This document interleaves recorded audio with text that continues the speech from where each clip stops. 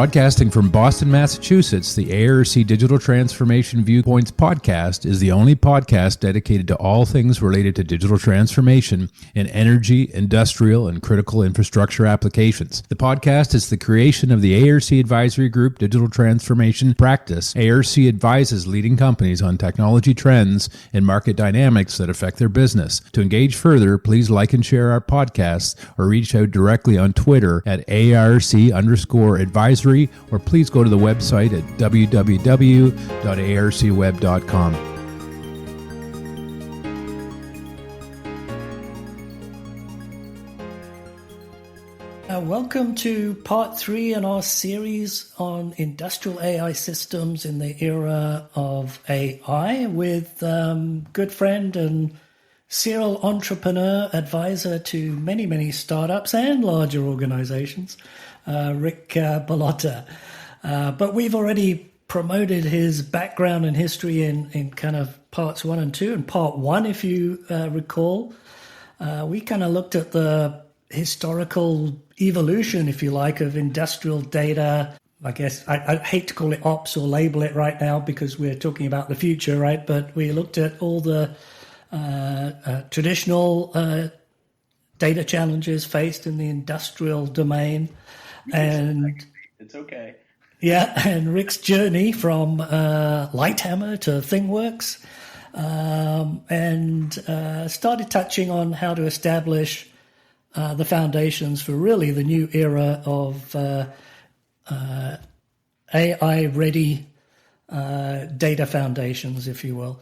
And then on the part 2, we really got more into this idea of an industrial grade data fabric. And by the way, Rick, I have kind of 2 reports coming out.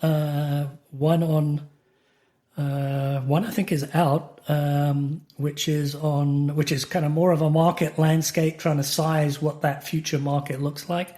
And because I was fairly liberal in kind of looking at not just the shop floor, but end to end, right? Then I kind of came up with a number around about 20 billion, right? Okay.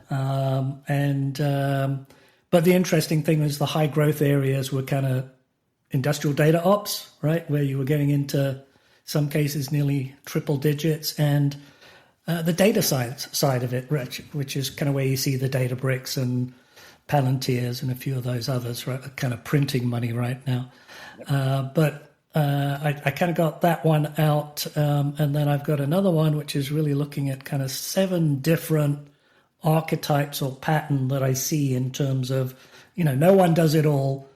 So what are the pieces you kind of have to assemble? And maybe that's once you've had a chance and you've had some input on it, but once you've had a chance to see it, maybe we'll do that as a part 4, right? Follow up. But what I wanted to do now is actually get a lot more practical, right? In terms of, we talked about a lot of the history and the foundations and maybe where it's going, but you advise and have high visibility of a lot of the roadmaps of the startups, and they're not all startups, but let's characterize them that way for now. Small companies that are really innovating in the space. And so I think in this part 3, I'd really want to talk about referencing some of the needs that we talked about in the first couple of episodes, kind of what they're doing in many ways differently and why you need that innovation. Those, I think in the AI wars, I think I called them the guerrilla innovators, right? It's kind of like you need those people that really are not just, and you still need infrastructure, so I shouldn't use just, but you know what I mean? They're not delivering the last mile, the real solution that deliver the outcomes that industrial organizations typically need. So maybe with that opening, kind of, we haven't prepped a script per se here, so why don't you kind of run with that? And I've got lots of angles on it, so I'll chime in once you've got going. An interesting one. I was out actually in Bozeman 2 weeks ago, meeting with Twin Thread, and one of the presentations was a board meeting and team meeting. One of the presentations was from a woman who's deeply embedded in the M&A investment space in this world, and she did a fantastic presentation that kind of segmented AI startups and companies, and remember, some of these startups are big public companies. I don't think we have a definition now of when startup ends. It seems to be longer than ever. But in any case, horizontal or general AI versus industrial AI, and then she segmented into kind of the value clusters. And the value one end, which we don't yet really have in industrial AI, is kind of like, I would call it core infrastructure, like the open AI. I don't consider like the historians and people, really the high value infrastructural pieces, NVIDIA, all the. Right. Someday we may have foundational models unique to our world, and some companies are building their own for sure. The second group, let's go to the other group. The low value group was those kinds of companies that are just slapping a chat front end on legacy stuff, right? So and then valuation was proportional to that. The middle group, I think, is most apropos to our discussion, is exactly as you described. The people that are taking domain engineering, domain knowledge, still may have a platform element to it, but delivering vertical solutions for industrial customers. And they had pretty decent valuations as well. But that delineation, I think, was super interesting. Right. That's kind of where a lot of the emphasis is right now, actually solving some type of specific problem. And it's not all, as we discussed, in previous calls, it's not all just LLMs, obviously, and generative AI. Right, and computer vision, and in some cases it's traditional AI ML techniques, but just packaged in the right way. So I think we already talked about Gen UI and the fact that yes, yep. Gen AI has a very significant impact, and it's attracted a lot of money, which hopefully is now going to filter off into a lot of these other techniques.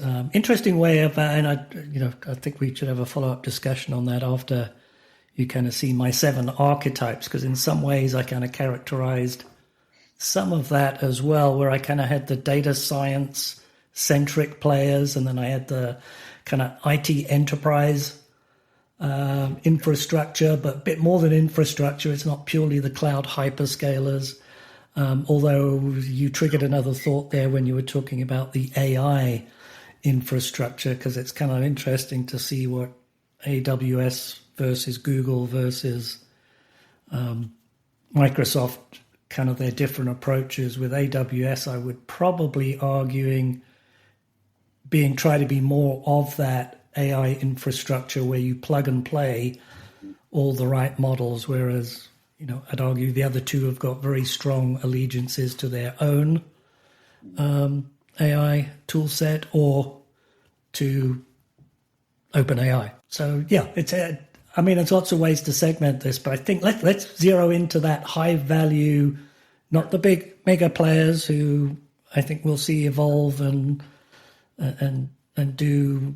they've got money flowing at them, right? So it's kind of like they'll do some things in terms of that AI infrastructure, but the domain, that domain category, because I think that's one of the biggest challenges I see is really we already had a shortage of skills in the industrial domain, understanding. I was going to say the nuts and bolts, but it could be the chemical industry, right? But you get what I mean. All the complexities of making stuff. Yeah. And then you've got data scientists who are really good at data, but they don't necessarily understand the domain. So for a while I talked about industrial grade data scientists, and I still think there's an argument that you've got to have at least some that can cross those two domains, but they're going to be in very short supply for the foreseeable future. So, which is an opportunity, I guess, for your domain startups, right? What is software at its core, right? Software is intellectual property and knowledge encapsulated in, algorithms and bits, right? So this is right, and that's I think is dramatically different than 5 years ago. I mean, this is the other thing. We know that a lot of these technologies, neural net stuff. I remember, I don't know if we mentioned a previous call. There were companies doing that in the in the 90s, some amazing stuff, right? Right. But the difference is, I think it is now more consumable and scalable, right? By scalable, I don't mean cloud scale. I mean like you can deploy it faster. You can clone that that quality optimization module and deploy it at your other 10 sites a whole lot more quickly. Even just generically, if the macro topic you started with, industrial systems engineering in the area of AI, pretty much even all the legacy vendors in our space can benefit from generative AI, right? Just to ease configuration. Think of like doing a SCADA system or configuring, banging out repetitive PLC code or whatever. Those tasks, they're just a logical use case for making it easier. Plus the factor you talked about, right? The people retiring, how do we encapsulate just even basic PLC programming so that new people can be more productive more quickly, that kind of stuff. So everybody's sprinkling that on. The chat around unstructured and semi-structured data, everybody's bolting that on, right? I mean, that's just kind of generic. The interesting stuff to me is as you said, the applied stuff, right? And moving beyond, like you asked for some examples. So one of the companies I work with is using, instead of doing image analysis, like if you think of most vision systems, they're primarily taking a snapshot and inferencing something, quality, presence of a label, whatever, all kinds of thermal analysis or whatever. What they're doing is actually looking at movement, and that's actually a really interesting thing. It's almost like the integral or derivative versus the snapshot. You can identify tasks and movements and things like so. Think of it like almost industrial engineer in a box that can look at. And when you can do that, you can start to train. You can start to use it for safety. You can start to use it for even automation of task completion. Why should someone if I move this piece from one point to the other, why should I have to run over to a keyboard? And then, that's a MIT spin out called Leela that's doing that. Is that Leela.ai, I think they're called, is it? Super sharp team doing some really awesome stuff. I think, I work like high bytes kind of critical on the data enablement side, right? So whether it's in-house data scientists or any of the, myriad companies that are focusing on the AI solutions, we all know a lot of the clock time is still data prep. Data prep, interestingly, is another area I'm starting to see a lot of use in generative AI or and other tools like that to cleanse, shape, characterize the data.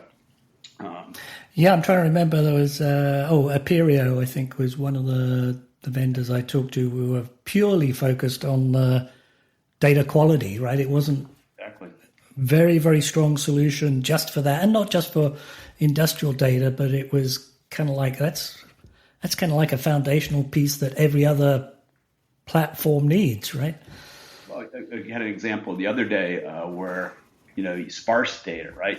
Temperatures and pressures, they're always changing, right? The limits, the set targets, these are how do you historians have always done a great job of kind of putting data in a way that you could square it up into nice clean tables that data scientists can crunch on. So a lot of that, again, whether it's feeding the needs of a data scientist to have contextualized, properly shaped data, whether it's to feed apps, that's kind of where the industrial data ops folks, the high-byte, Litmus, people like that. Other kind of applied stuff that I get involved with, TwinThread's kind of full stack in that. So they've got some data ops stuff, connectivity, a kind of a twin model where you can contextualize the data from all the different sources. But where I think customers are, to your question about solutions, that's kind of where their strength is. And there's other companies, doing things like this, where there's an app or module for energy optimization, for closed loop quality optimization, for perfect batch execution, right? So going from the eureka moment kind of stuff where we're going to look at a bunch of data, crunch it, and then, oh, wow, we should change our operating policies, to actually putting that into kind of closed loop, right? Where you're going to start with human in the loop and then kind of write it down to the PLCs. And then next level is kind of a very new company called Composable. It was a bunch of people on side, which you remember from our Microsoft days. And they're trying to do the autonomous agent stuff, reinforcement learning, trying to do it in a way that you can kind of learn the process behaviors as opposed to too much guru factor needed. So they're, again, in that kind of agentic, closed loop autonomy. And then I work with some folks that are like the really near term trying to support the frontline operator with knowledge, like OpsMates, one of the companies is doing that, structured and unstructured data, real-time decision support. So there's all these different bits and pieces. Like when we talk about AI, it can't just be the chatbot, right? It's so much more in our world. And there are, beyond those, obviously, there's hundreds of other companies doing awesome stuff from you can asset-focused kind of AI where they've accumulated huge knowledge about how, this pumps behave, or the untapped or less tapped we talked about. The last one was, and I think is the high value, is the process, looking at the processes themselves. So that area I think is actually going to be where a lot of the value gets captured. Yeah, I kind of, I think in my data fabric, I had put something called process intelligence, because I kind of wanted to capture that thought as well, right? Whereas, and it's not just the manufacturing process, it can be business process. And in fact, I would say that's more mature in the sense it's highly standardized, so they can just look at the standardized process, but then look at the time cycles and variations and kind of make very specific recommendations. When you're talking about an ERP or CRM process, it's quite different. We don't have that luxury, right? When it comes to the shop floor, we kind of have to learn about the process and its very specific attributes, right? Being specific. Was it Celonis? I think was one of the early. Yeah, I remember them. Yeah. I remember coming across them like that's really smart. Focus on process intelligence. Yeah, and in some ways you're kind of touching on a couple of notes I jotted down ahead of the podcast. I really wanted you to talk about the growth use cases you're seeing and how they're being showcased by startups. But you've also touched on the fact that a lot of the technologies are enabled by this things like Gen AI that make it much more scalable, right? So, and maybe towards the end we can maybe talk about how do these startups, go beyond startups to grown-ups, right? What's that future look like for them? And I think there's plenty of room there. As I said, I just looked, I thought I was very conservative when I just looked at the industrial data fabric market, because I was kind of constantly reducing the contributions of the larger players to get it to a reasonable number, right? But I think there is massive opportunity just on the data side, let alone all of the outcome-based solutions that will sit on top of that, right? But I also made a note that, let's talk about, and who have we mentioned so far? Kind of high byte, twin thread, Leela, composable, which is kind of more on the autonomous side. And interestingly, you mentioned asset based, right? So in my like the auguries and yeah, that's a good one to I think call out as well. But it was like as I did that categorization more from a data fabric perspective, I kind of ended up with asset centric. Edge centric, which I think you've touched on as well, kind of like the Litmuses and maybe the Hive MQs and folks like that. And then I did have a category which was kind of application centric, which was kind of a catch-all for those that maybe are not asset, but they are, maybe MES fits in that space where they are adding AI to kind of a legacy scope, right? And then I had IT enterprise, which was really more kind of for the those IT centric platforms like the ERP, right? And maybe to some extent the hyperscalers. I mean, even to be fair, SAP's AI platforms are pretty horizontal, right? I mean, they're pre-populated with a lot of their data models, but capability-wise, they're pretty robust. They are, and with the alliance with Databricks, of course, that brings another factor. And I found I had to include Oracle, right? The original data company, I guess you could argue, right, or data behemoth, and they're still a player, right? Particularly in certain verticals, and they're doing some interesting things with OCI nowadays. But shouldn't forget them. I think you mentioned edge too, and I think a dynamic that we're all talking, everyone's aware of now, is that even now the behemoths are rediscovering the edge. It was forgotten for years, right? Couldn't figure out the monetization model, but with both AWS and Microsoft certainly are now rediscovering the edge. Standards-based approaches to managing the edge, deploying AI workloads at the edge. So we're making some progress. Yeah, a lot of discussion around control planes, which are largely about how do I manage the edge. Right? So yes, we're seeing Uli Homan and the team at Microsoft did a document on that, kind of like what does the infrastructure look like on the factory of the future, and that was kind of a key element of that, is the kind of control plane. Yeah. But let's talk about things that people can do right now. So more of those startups, or what do you see as maybe even opportunities where you don't want to mention a specific startup, but where you're seeing, because I think robotics may well be my next deep dive, right? I think I might be looking at that intersection of AI and we don't call it robotics anymore. It's physical. Right. That's physical intelligence, right? I mean, in reality, that's kind of, I think it's a better name, right?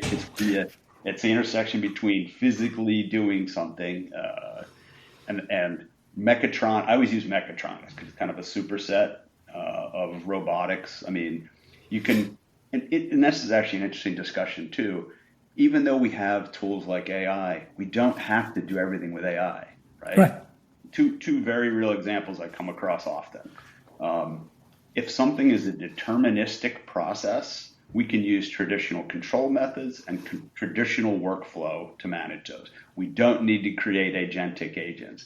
And agentic AI can actually blend deterministic control and kind of AI and adaptive control. So once again, and not or, right? It's just I'm a fan of agents, but it's always I think we talked about it before. The term agentic AI to me is, one, it's misleading, but two, I don't think all agents have to be AI, right? We have lots of ways of deploying agents, which might just be retrieving data or applying some heuristics or some traditional application logic or math principles, right? Ken's at Composable talks about all the time, like what that agent might be orchestrating might be, yes, something that's AI and reinforcement learning based. It might also be, model predictive control algorithm over here, kind of simple whatever, kind of all of the above. Same thing on data analytics, right? There's still a lot to be done with kind of the basic kind of statistical tools that we've had for quite some time. I think the difference here, maybe sometimes the eureka moments and the ability to optimize goes back to the data fabric. When the lens of input and context that you can look at to make decisions is broader, you're going to make better decisions, right? Right. I don't know if it was last time we talked about that issue in the paint booth defect issue at a auto plant that turned out to be when someone was cleaning in another part of the plant, solvents were getting into the air. So unless you had like this broad purview of all that data to look at, similarly, like, if we're just looking at a couple temperatures and pressures, there's only so much you can infer from that. The MES data, all the other kind of ambient environment data. So getting large amounts of data in appropriate context is kind of obviously the foundation. I think we discussed simulation too. I mean, that's becoming an increasingly important piece of the puzzle here. Yeah, I think hybrid AI I'm not sure I like any of the terms because I think agents also convey that in a indirect sense. To your point, each skill or each agent could be running a different type of AI or not even AI, right? But another example that you kind of triggered, because yes, I think having that the fact that you don't just have OT data or just not factory data, you have supply chain data, you have maintenance service data. The more holistic you can get on that, the more you can understand the end-to-end process and the causal effects, right? Exactly. So hence we get back to causal AI, and then I end up thinking of Georgia Pacific, who've done some interesting work. I think when I ran a workshop with Georgia Pacific and a number of our end customers, what struck me was they had taken factory performance data and linked it all the way through to procurement data, right, to show that actually the decisions that procurement people were making about the specifications of raw materials and kind of taking lower cost or lower quality, lower cost is obviously what procurement gets rewarded for, right? But they could actually show the ramifications of that on what they were actually producing and the cost of producing it, and starting to advise them on not taking the lowest cost, right? You talked about doing your market sizing analysis, right? It's a natural tendency of those of us who came out of the plants to think of manufacturing enterprises as just the plants, and it's so much more, right? So much more. Design, procurement, service, but when you have that entire data set, right, that's where it gets. I know we've got a million terms for that too: digital thread, this, that, the other thing. But I've kind of got a design-centric archetype in my IDF, which is more, the PLM life cycle kind of biased ones, right? And Siemens is quietly accumulating a lot of interesting assets for that whole, design through deploy of facilities, products, things like that. Right. I'm certainly keeping my eye on. Yeah, I'm certainly keeping an eye on them. And then you mentioned earlier the kind of, eventually we'll see industrial foundation models. And they have talked and actually used that term, right? And some of the acquisitions make that kind of perhaps more executable. But it's very much, I think, centered around that. The fact it's with the Altair acquisition, and it's very much that design to manufacturing approach, right? And so I'm not sure it will be. I don't think anyone can yet claim that they're going to deliver a broad industrial foundation model that would address all industries and all processes. But it's an interesting. It'll be interesting to see how many more of these it's not many that can make that level of investment, right? Well, let me clarify that too. What I meant by that is I was kind of using that in the LLM context, right? So when you use GPT-4, GPT-5, or Llama 3, or the knowledge base that was trained on is like there's so much junk in there that's completely irrelevant to a manufacturing enterprise. The quickest flight options from here to here, or how to make a martini and how to translate Swahili into Hebrew, right? And these are all interesting things, but they make for bulky models that can be deployed cloud only, that are difficult to train. So when I meant by foundational models, yes, there's the machine learning kind of thing, like how a pump behaves and when it's going to fail. Sure, that's more traditional machine learning stuff. But then the knowledge side of it, right, which is all the encapsulating more than just that. It's somewhat linguistic, not so that's what I'm wondering if we're going to start to see, or maybe someone already is doing that training. And that is what Siemens claims to be doing. But when they position it, it's very much around physical intel. So it's kind of the NVIDIA Siemens alliance, and a lot of that leans heavily towards understanding products and, yes, processes in a physical, the dimensions of that, and it's kind of almost an extension of OpenUSD into the industrial sector, right? But I mean, I think that is a big undertaking, right? But that would give you a lot more specific language, right? For a certain set of domain problems. And we could talk forever on this, but I want to get back to, now we're talking about the behemoths again, right? I'd like to get back to, why you shouldn't necessarily be waiting for those magical things to happen, which could be years away, right?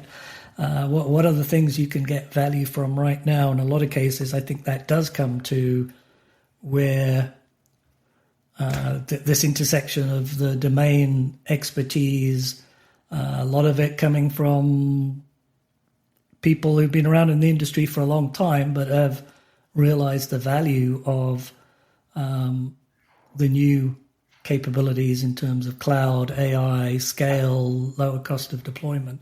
And we talked about quite a few of those, but I'm sure we haven't exhausted that, Rick. I actually see it from both ends, because I think what we're getting the benefit of is a new generation of folks coming into our industry because of their digital literacy and comfort with these kinds of technologies.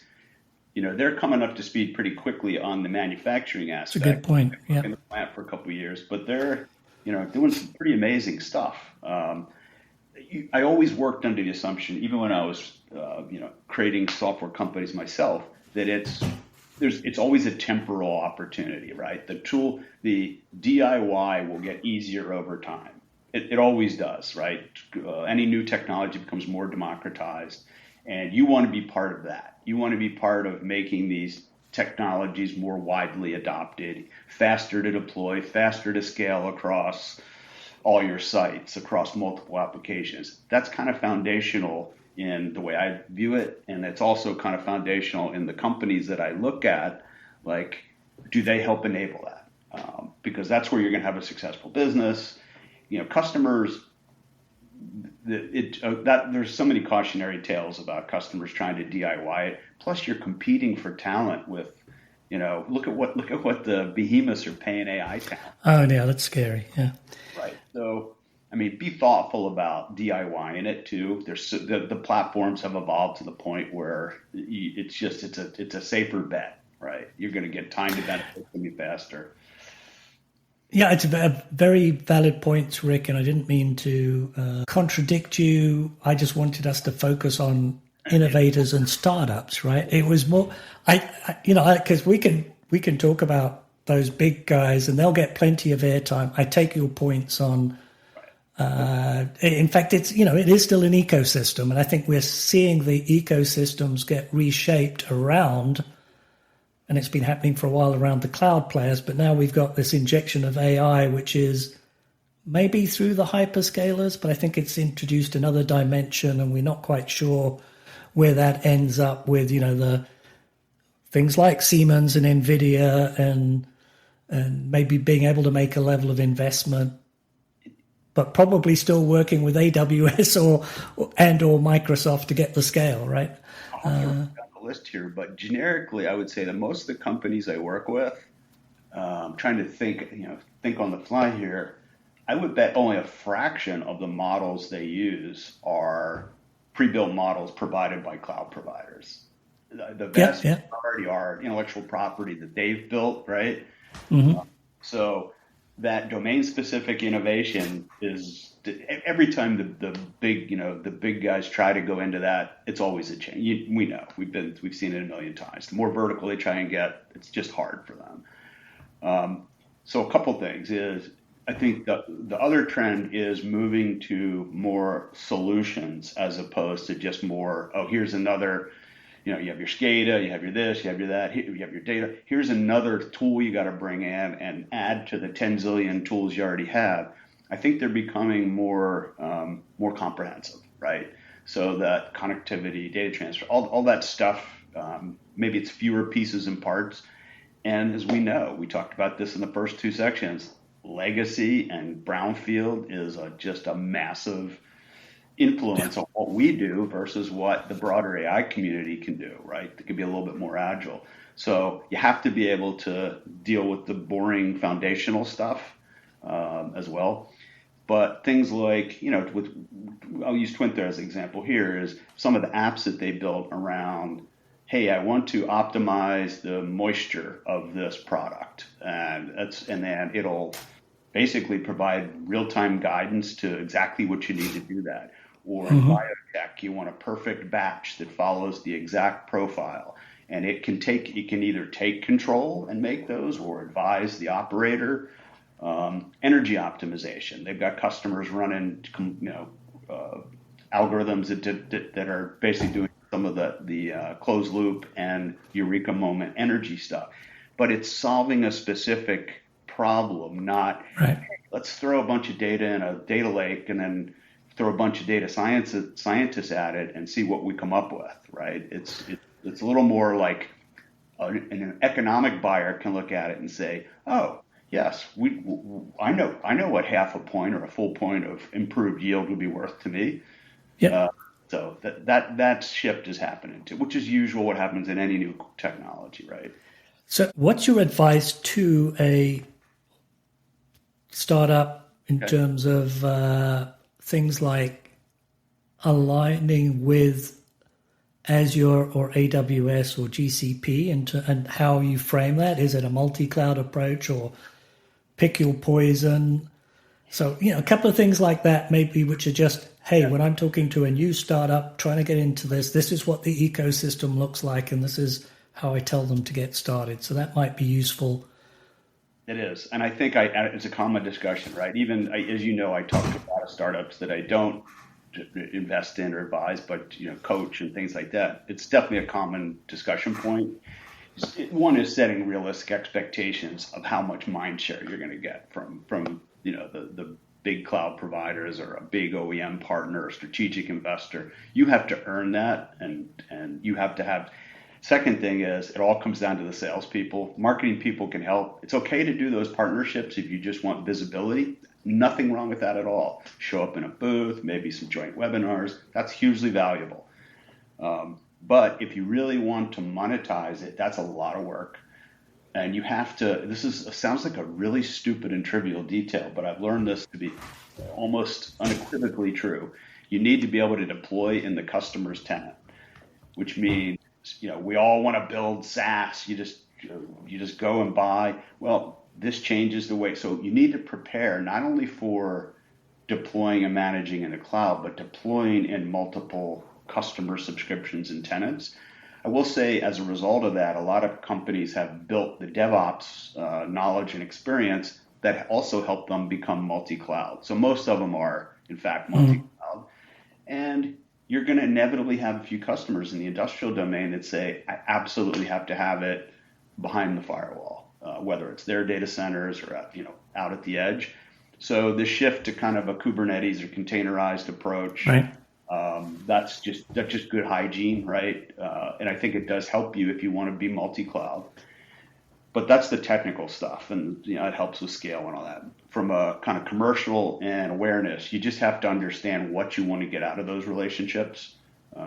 Similarly, a lot of these companies are being pinged early on for strategic investors, like a large automation company or someone wants to invest in them. You need to be very, very thoughtful in that, because you're giving them kind of a front row seat to the good, the bad, and the ugly. You really want to do that at this point. And then again, what do you want to get out of that relationship? Is it go to market? Classic challenge that all these companies face is, you're based in the US, you're based in Germany, you're based in Singapore. How do you get that reach, right? And sometimes these companies can help. Sometimes more often than not, you have to do it yourself. So it's and then scale, right? How do you, if people, that's the other challenge, right? That all these companies, you have to hire ahead of the curve. If you find the best people in our domain, get them right while they're available, because they're a precious commodity. There's a lot of startups right now in our world battling for an increasingly small pool of people that really get it. So that's a big challenge as well. Hiring the right people and hiring them, soon. Right, and I think maybe you've kind of touched on a lot of really great advice there, but what about the AI, being AI agnostic, right? Not tying yourself too much to any one tool or model. How do you respond to that kind of question? That's good. That's good hygiene to be things change. Look how rapidly foundation models have changed, right? I think that me as my architect role, that's just the way I would do things. Abstracting away the data store, abstracting away any algorithm, engine, piece of the puzzle. So to me, that's just kind of the natural way I would develop software, unless the exception would be if you're teeing yourself up for acquisition by company X, then maybe you kind of go all in on, check all their boxes. And that's it's okay. That's a perfectly reasonable thing to do. So yeah, and the cost, this is the other side of it. The cost structures of these things are very indeterminate and very variable. So that flexibility, like as a startup now, it's increasingly difficult to price your offering. Right. The compute intensity of doing essentially the same thing at two different customers might be very different. Ironically, that's the other tangential benefit of deploying in the customer's subscription. Let them be responsible for the infrastructural cost. You provide the value-added software. It doesn't help with the question of budget planning. Customers need to budget, but that's typically not been a big obstacle. It's just something to think about. Like if you're trying to price a true SaaS offering, it's very much a factor. Yeah. Right. What's your LLM bill? What's your data ingest bill and data storage bill going to be? It's kind of hard to predict. These sound like mundane details, but if you ever want to be a problem, no, I mean that's why we're seeing so many kind of put these token limits on their SaaS offerings, right? And if you use more than that, then there's going to be add-on costs because that's the only way they can keep it under control, right? No, I think that's and I agree with you. I think it's a hygiene thing. It's almost a standard recommendation on any of my AI stuff is remain AI agnostic. Don't get sucked into any one model. One big exception, unless it's your unique intellectual property, right? If the models are yours, yep, for sure. And then they may change over time as well. But yeah, there's definitely, I mean, to me, that shifts you on that valuation spectrum we talked about from wrapper to application to unique, defensible intellectual infrastructure. So some companies will find themselves up on that end. One of the things we've been hearing from our end user clients, right, is really everyone is coming at them with AI solutions, right? They're labeled as AI solutions. They don't have the skills or the people with the skills to actually validate the claims. Yeah. And then as they start looking at it, increasingly it's, I've got to move data out of my tenant or make it accessible to that vendor. Mm-hmm. I don't know what they're doing with the data. Are they training their own systems on the data? Who owns the IP from that? Yeah, my secret recipe just left the facility. Right. You take that's one concrete example, but it's kind of across the board, right? It's kind of like, okay, and what happens when I have hundreds of agents, right, all using different models, and now I've got to somehow, I've just created a cybersecurity and IP nightmare, right? Well, two thoughts on that. One is, first, I challenge every company that puts AI in its messaging or its name, take AI out immediately. Take it out, mm-hmm. and does your message, and then refine your message without using that term ever. Right. It needs to be understandable right by regular people. Don't whitewash, AI wash, and all these technical terms. That's number one. Second thing is you brought up an interesting and very important point about customer capacity. It's another thing I'm finding more frequently than not is customers have plenty of money to embark on industrial, data and industrial AI. Money isn't the problem. They often tend to be resource constrained, and it's not resources that an SI or the vendor can provide. So the other piece of advice is if companies want to start capturing the opportunity, it's very real opportunity right now to get significant percentage improvements. You're going to have to beef up your internal teams to support these. You can't say, well, we'll get to it 2 years later. Well, you've lost 2 years of opportunity. Your competitors might not have. So it is time for people to invest in resources to support these projects and programs. As always, Rick, it's been fun. And we've probably generated another 3 or 4 episodes on if we wanted to pull some of the threads we talked about today. But I think you gave some great examples. Call out to all the startups you mentioned. They're all doing...